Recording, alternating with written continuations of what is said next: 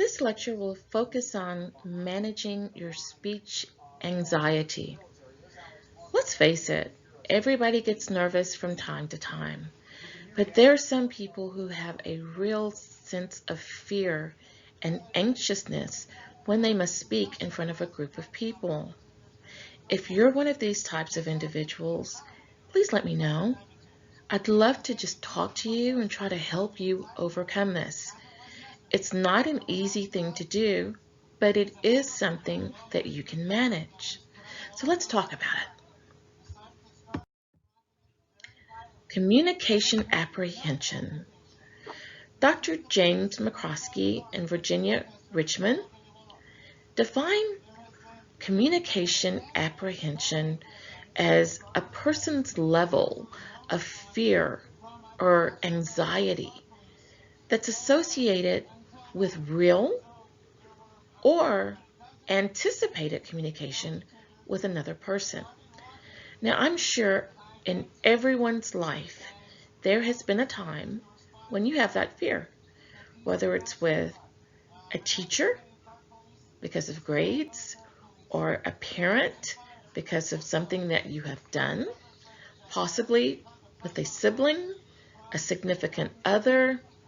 There's all different types of communication scenarios that could cause a person to become apprehensive and actually dread having a conversation.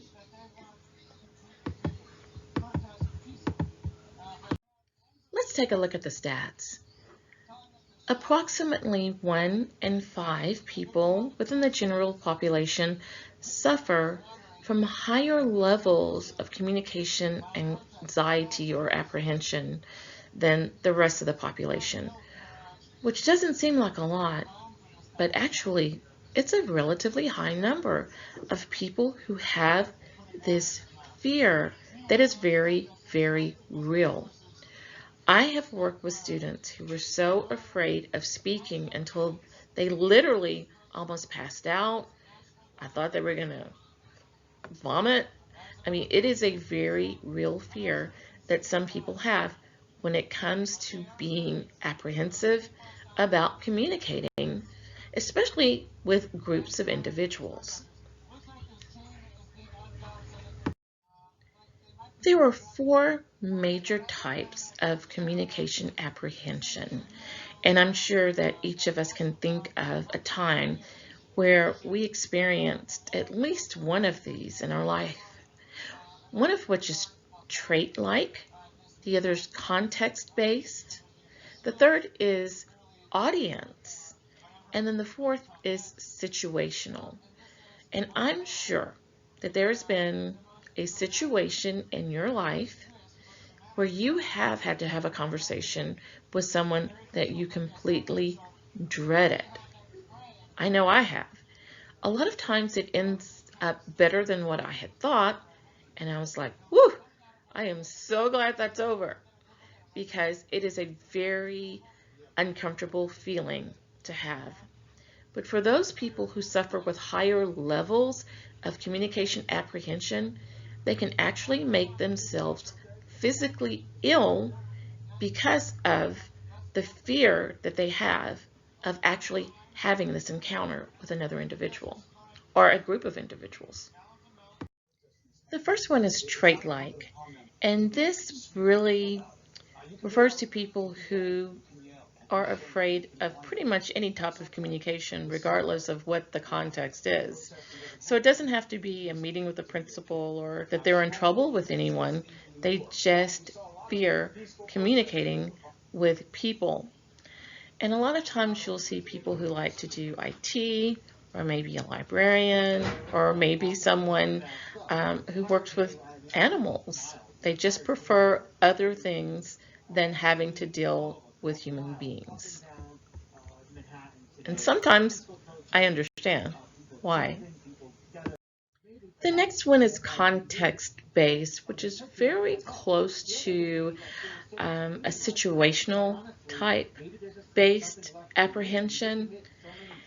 This is if there is a conversation which the person who is suffering from this anxiety believes may not turn out well for them, they get very apprehensive and very, some people suffer with severe anxiety simply because of the fear of what's going to happen. Now, I know that there's been times that all of us have probably been in a situation where we weren't really sure of what the outcome was going to be. But there are those who have a grave fear to the point where it really can physically affect them, and that is called the context-based apprehension. The next is audience-based, and this is usually for people who are good with communicating with their friends, their significant others, smaller groups, they're perfectly fine with. But when there's an audience and they have to speak in front of a group of their peers or even a group of strangers, it's very nerve-wracking for them, and they just absolutely cannot do it because they may suffer from shyness. I just don't want to talk to a whole lot of people. I don't want to be the center of attention. I just don't feel comfortable. I feel people are making fun of me. I may say the wrong thing.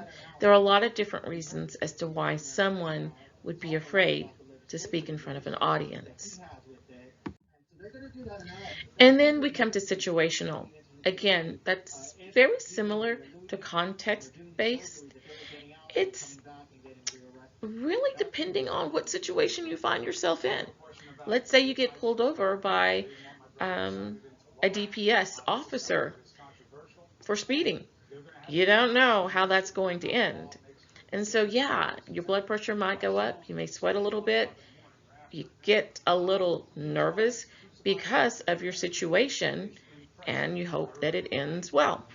I'm sure that many people have been in this type of anxiety related situation before.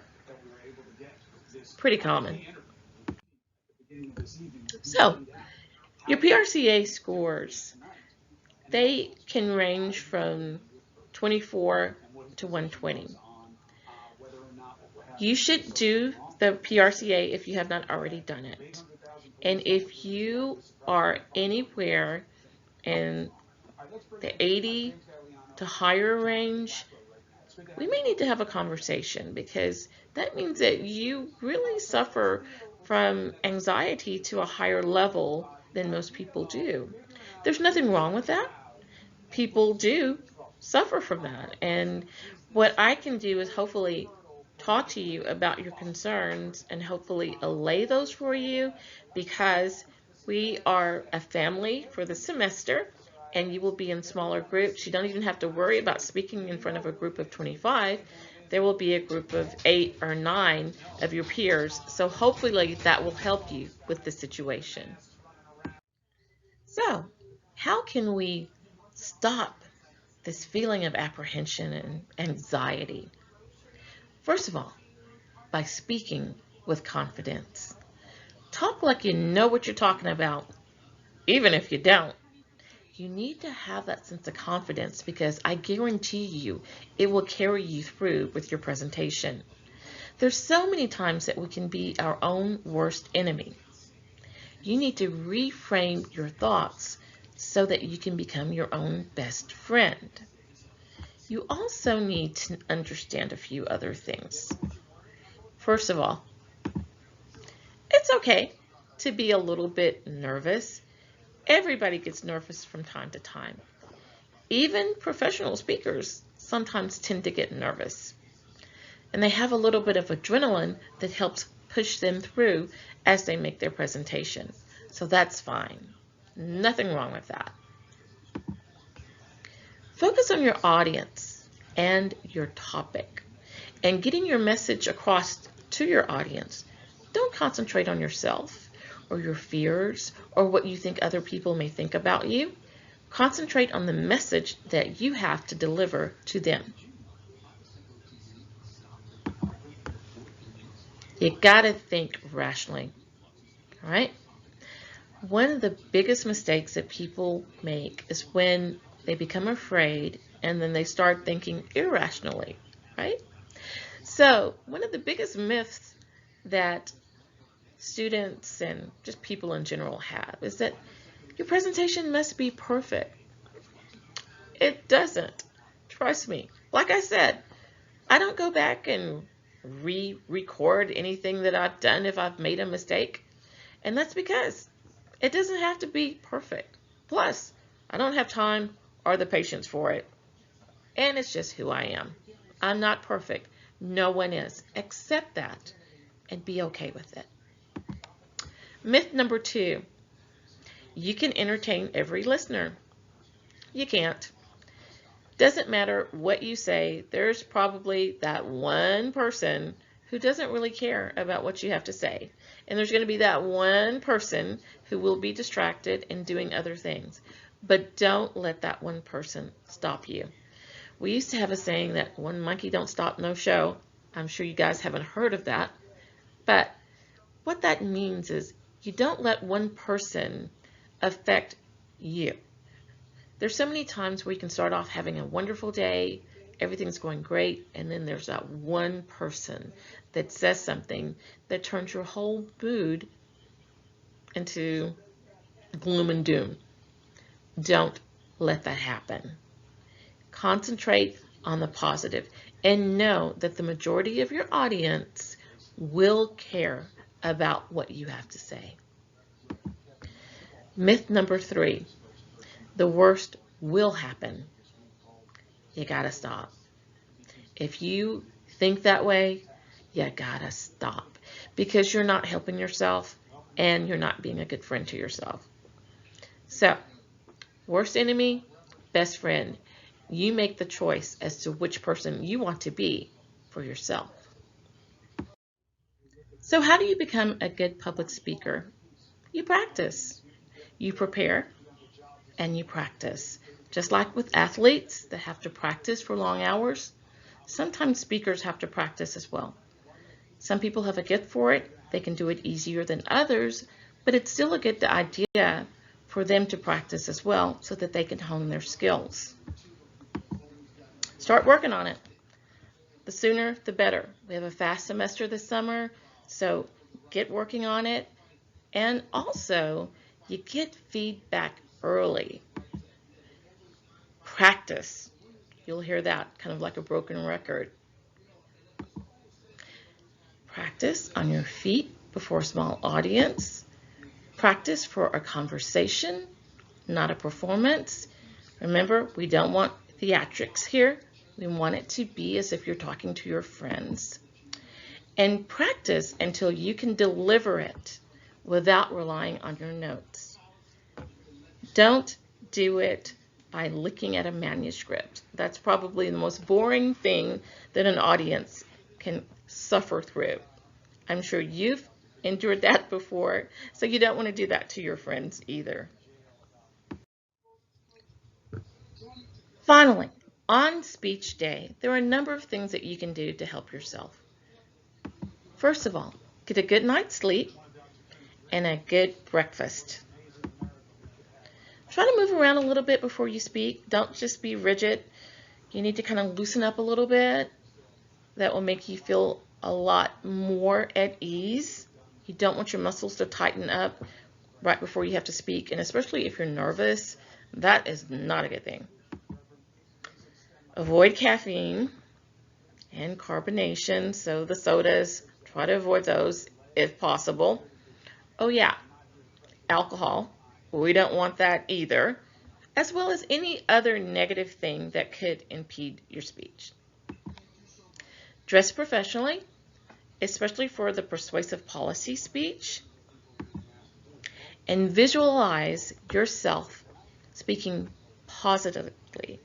Now, the reason that you're doing this is because if you are positive with yourself, you will be positive with your audience as well. So it's something that they can just feel. It radiates from you. So be positive and know that you've got this. And if you need me for anything, any type of encouragement, just let me know because you've got this. That's the lecture for today, and I guess I'll see you next time. Goodbye.